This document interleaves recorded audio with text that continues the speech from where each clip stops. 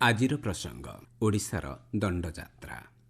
ଆଲେଖ୍ୟ ସୁଷମା ପରିଜା, ଉପସ୍ଥାପନାରେ ହରିହର ପଣ୍ଡା। ଦକ୍ଷିଣ ଓଡ଼ିଶାରେ ପାଳିତ ହେଉଥିବା ପାରମ୍ପରିକ ନୃତ୍ୟ କଳାଗୁଡ଼ିକ ମଧ୍ୟରେ ଅନ୍ୟତମ ହେଉଛି ଦଣ୍ଡ ନୃତ୍ୟ ବା ଦଣ୍ଡଯାତ୍ରା।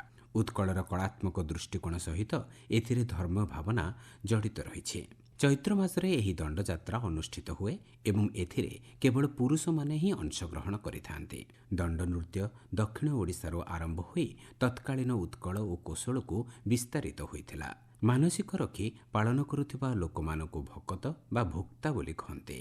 ଏଥିରେ ମୁଖ୍ୟତଃ ଦେବଦେବ ମହାଦେବ ଏବଂ ମା ପାର୍ବତୀଙ୍କୁ ଧ୍ୟାନ କରିଥାନ୍ତି ଦଣ୍ଡୁଆମାନେ। ଗଞ୍ଜାମ ଜିଲ୍ଲାରେ ବିଶେଷ ଭାବରେ 3ଟି ପର୍ଯ୍ୟାୟରେ 3 ପ୍ରକାରର ଦଣ୍ଡ ନୃତ୍ୟ କରାଯାଇଥାଏ, ଯାହା ଅନ୍ୟ କୌଣସି ଜିଲ୍ଲାରେ ଦେଖିବାକୁ ମିଳେ ନାହିଁ। ସକାଳ ବେଳା ପାଣି ଦଣ୍ଡ, ଯେଉଁଥିରେ ଦଣ୍ଡୁଆ ନଦୀ କିମ୍ବା ପୋଖରୀରେ ପାଣି ଭିତରେ ପଶି ନୃତ୍ୟ କରି କାମନା ଶିବଙ୍କୁ ସନ୍ତୁଷ୍ଟ କରିବା ପାଇଁ ପ୍ରାର୍ଥନା କରିଥାନ୍ତି।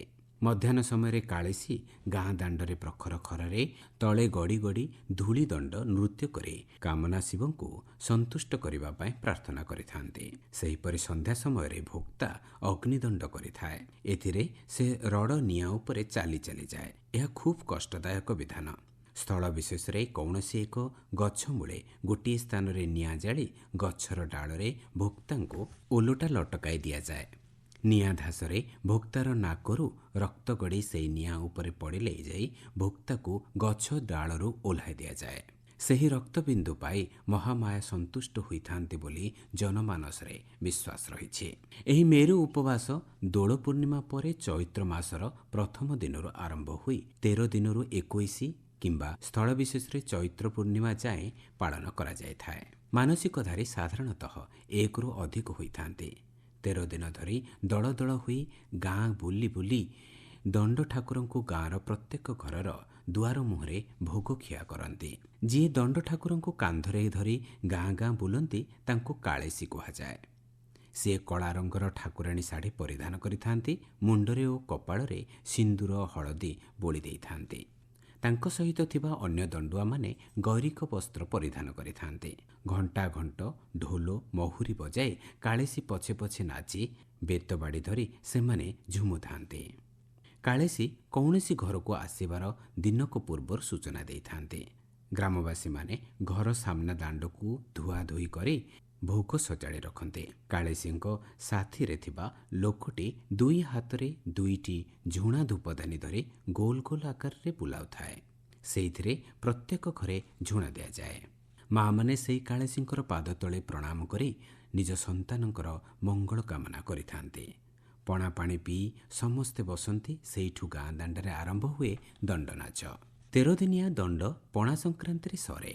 ଦିନକୁ ଥରେ ମାତ୍ର ଶୁଦ୍ଧ ଶାକାହାରୀ ଭୋଜନ କରନ୍ତି ଏବଂ ରାତିରେ ଉଖୁଡ଼ା କଦଳୀ ନଡ଼ିଆ ଚକଟି ପଣା କରି ପିଅନ୍ତି। ପଣା ସଂକ୍ରାନ୍ତି ପୂର୍ବଦିନ କାଷ୍ଠା ଉପବାସ ରହି ମା ଶକ୍ତି ସ୍ୱରୂପିଣୀ ଦୁର୍ଗାଙ୍କୁ ଧ୍ୟାନ କରନ୍ତି। ପଣା ସଂକ୍ରାନ୍ତି ଦିନ ଠାକୁରାଣୀଙ୍କର ମନ୍ଦିର ପାଖ ପଡ଼ିଆରେ ଝାମୁ ଖଳାରେ ଝାମୁ ଚାଲନ୍ତି। ଝାମୁ ଗାତ ହେଉଛି 1.5 ଫୁଟ ଗଭୀର 1.5 ଫୁଟ ଚଉଡ଼ାର ଲମ୍ବା ଗାତଟିଏ। ଯହିଁରେ କାଠ ଗଣ୍ଡି ଜାଳି ରଡ଼ ନିଆଁ ପ୍ରସ୍ତୁତ କରାଯାଇଥାଏ। ତାହାର ଲମ୍ବା ସ୍ଥଳ ବିଶେଷରେ ଭିନ୍ନକୁ ଭିନ୍ନ ହୋଇଥାଏ। କେଉଁଠି 11 ହାତ ତ ଆଉ କେଉଁଠି 21 ହାତ, ଆଉ କେଉଁଠି 40 ହାତ ପର୍ଯ୍ୟନ୍ତ ଜାମୁ ଗାତ ହୋଇଥାଏ। ସେହି ଝାମୁ ଗାତର 2 ମୁଣ୍ଡରେ 2ଟି ଗୋଲାକାର ପଣା ଗାଡ଼ ତିଆରି କରାଯାଇଥାଏ।